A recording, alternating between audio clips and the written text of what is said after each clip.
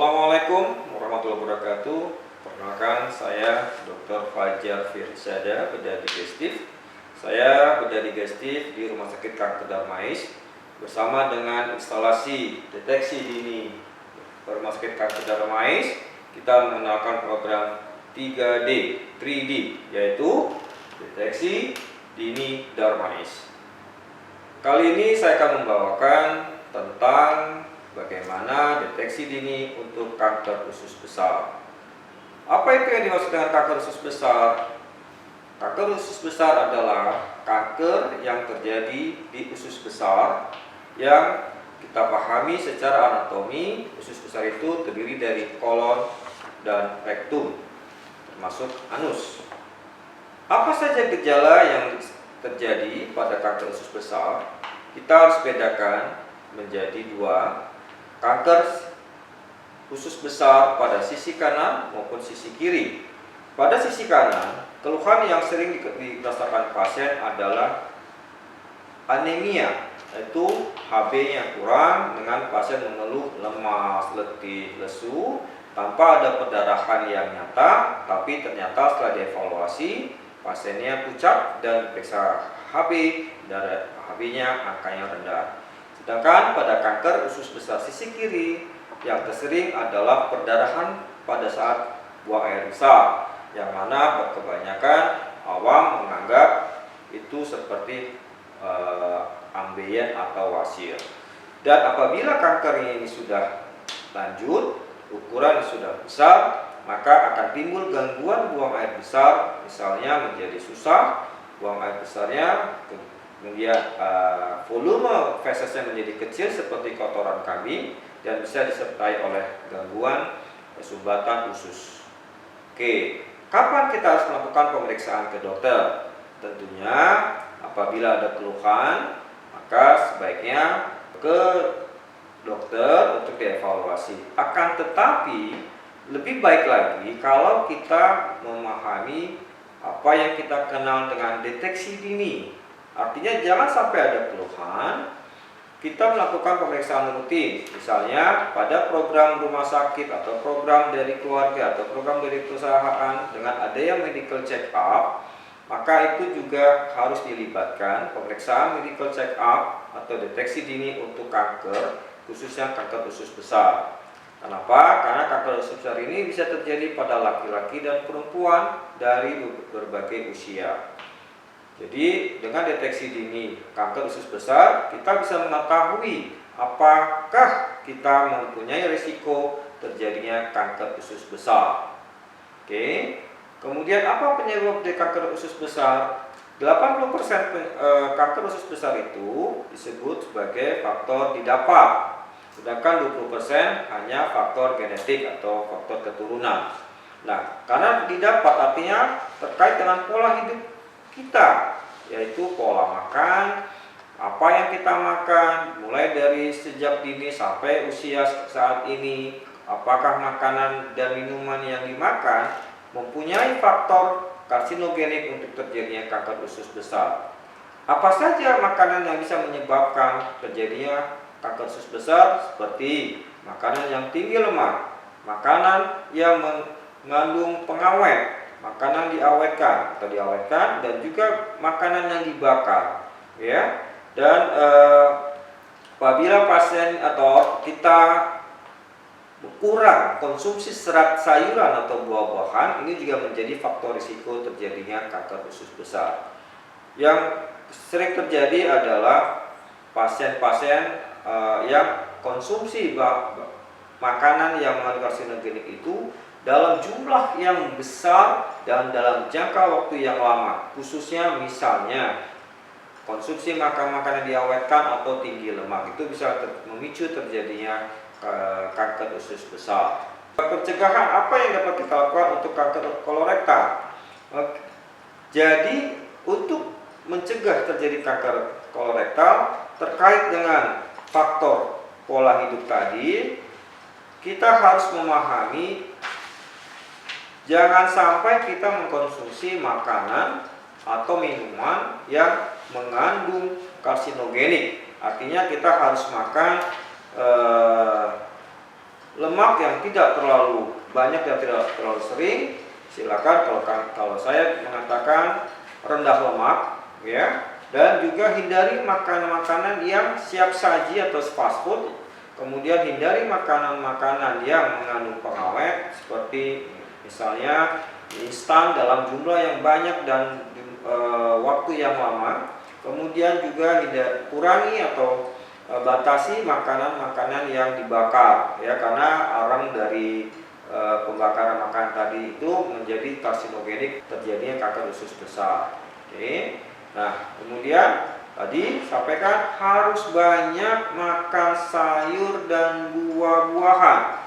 Dengan mengkonsumsi sayur dan buah-buahan, maka serat yang terbentuk dari sayuran dan buah-buahan tersebut dalam bentuk feses akan bermanfaat baik bagi usus besar. Oke. Apa saja yang diperlukan untuk deteksi dini, ya kan? Nah, mungkin awam bertanya nih, untuk deteksi apa? Ya, pertama tadi tentunya kita merasakan adanya tanda atau gejala.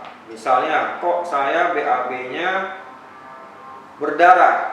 Nah, jangan cukup puas dengan menganggap oh ini hanya ambeien, oh ini hanya hemoroid, gitu ya. Kemudian kok sekarang yang lain adalah kok BAB saya kecil-kecil ya, kayak kotoran kambing. Nah, itu harus dicurigai juga.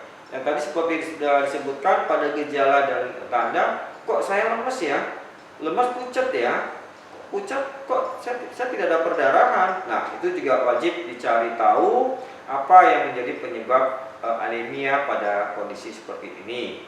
Oke. Kemudian screening apa? Ya, kita pertama mengenal dulu tanda dan gejala. Setelah kita mengenal tanda dan gejala, kita pergi ke fasilitas rumah sakit kesehatan.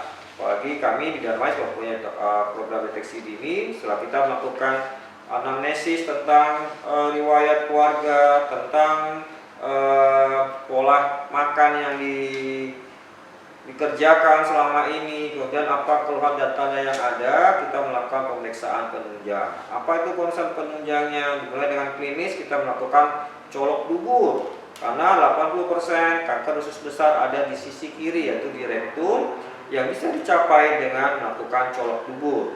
Setelah kita lakukan colok dubur, kalau memang tidak ditemukan kelainan pada colok dubur, kita bisa melakukan tes laboratorium, yaitu berupa analisa feses, melihat pertama analisa feses apakah ada darah di feses, kita kenal dengan tes darah sama di feses, dan juga ada pemeriksaan biomolekuler, yaitu pemeriksaan M2PK pada feses.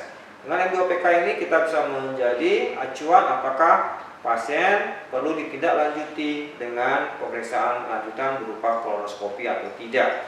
Setelah itu kita lakukan pemeriksaan, bila ada indikasi kita pemeriksaan kolonoskopi untuk melakukan pemeriksaan dengan memasukkan kamera ke dalam usus besar, mulai dari anus naik ke atas sampai ke balik pangkal dari usus besar.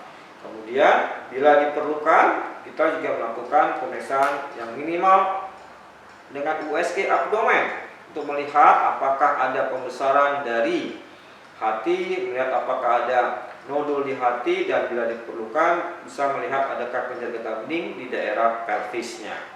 Oke. Stadium kanker usus itu ada 4, stadium 1, A, 1B, 2A, 2B, 3A, 3B, 4 ABC. Jadi semua kanker bila ditemukan dalam kondisi yang dini, ya, dalam hal ini stadium 1, maka semua kanker akan, khususnya pada kanker usus besar, itu terapi akan bersifat kuratif atau sembuh. Sedangkan kalau stadiumnya lanjut, selain tindakan pembedahan untuk membuang kanker sebagai terapi utama pada kanker padat, dalam ini kanker usus besar, maka bila stadiumnya lanjut 3 atau 4, memerlukan terapi tambahan berupa kemoterapi pada kolon. Kalau sudah terdeteksi menderita kanker usus besar, apa yang kita bisa kerjakan? Yang pertama, pada kanker padat dalam hal ini usus besar, maka terapi pembedahan adalah yang paling utama. Dalam hal ini tergantung dari lokasi usus besar mana yang terlibat. Kita melakukan pembuangan segmen usus yang mengandung tumor atau kanker. Kemudian bila memungkinkan, kita melakukan penyambungan kembali dari usus yang sudah dipotong. Akan tetapi kalau kanker ini terjadi sangat rendah, yaitu di daerah anus atau berjarak 5 cm dari anus, maka mau tidak mau harus dibuang. Secara permanen pasien akan buang air besar dengan menggunakan kolostomi. Akan tetapi kalau kondisi ini dalam stadium yang dini, bisa saja kita tidak melakukan pembuangan usus, kita bisa melakukan pembuangan tumor dengan melakukan endoskopi mucosal resection dengan bantuan kolonoskopi. Oke. Setelah dioperasi, segmen usus yang dibuang tadi akan kita lakukan pemeriksaan patologi anatomi untuk menilai kedalaman dari sel tumornya dari usus. Pertama, kemudian kita menilai ada tidak yang kejar-kejar benih yang terlibat pada segmen usus tersebut. Kemudian kita juga mencari tahu apakah ada penyebaran jauh metastasis dari kanker usus besar ini, yaitu di mana? Di hati maupun di paru. Kalau sudah stadium 3, maka terapi akan dilanjutkan dengan kemoterapi atau radiasi sesuai dengan lokasi. Tetapi kalau sudah stadium 4, maka stadium 3 ditambah dengan pemberian targeting terapi tadi. Oke, nah sekarang kita dalam kondisi pandemi, ya, pandemi COVID. Kita tidak bisa menghindari dalam kondisi pandemi COVID ini. Yang penting kita harus tetap menjaga tubuh kita dengan memakan makanan yang baik, dengan tetap melakukan olahraga yang seimbang, istirahat yang seimbang, dan bila memang ada keluhan, jangan ragu untuk ke rumah sakit. Dalam hal ini ke rumah sakit Kanker Darmais. Kenapa? Karena kami melakukan protokol kesehatan untuk mendeteksi ada tidaknya COVID-19 dari pasien. Karena tentunya kami harus menjaga pasien-pasien jangan sampai tertular COVID di rumah sakit kami, dan juga kami menjaga jangan sampai kami tenaga kesehatan di rumah sakit Darmais terkena COVID juga dari pasien. Jadi artinya secara keseluruhan keamanan untuk pasien-pasien yang datang ke rumah sakit Kanker Darmais dalam kondisi pandemi COVID, jangan takut, jangan ragu. Oke, jadi secara ilmu berkembang terus, bahwa sekarang para ahli sudah melakukan berbagai macam penelitian dalam terapi. Jadi selain tadi disebutkan ada terapi pembedahan, terapi kemoterapi, terapi radiasi, saat ini juga ada berkembang terapi targeting, dan juga berkembang terapi sel, yaitu imun cell treatment, ya. Jadi sekarang ini modalitas terapi untuk kanker usus besar sudah berkembang. Untuk operasi kita bisa menggunakan yang namanya minimal invasive surgery, dan juga ada pemasangan stent bila diperlukan pada kondisi sumbatan usus tanpa harus melakukan operasi kolostomi untuk sementara supaya bisa lancar buang air besarnya dulu sementara untuk pengobatan lainnya. Di dunia kemo juga berkembang, jadi banyak ada obat-obatan baru baik di kemoterapi maupun di targeting terapi atau di imunoterapinya.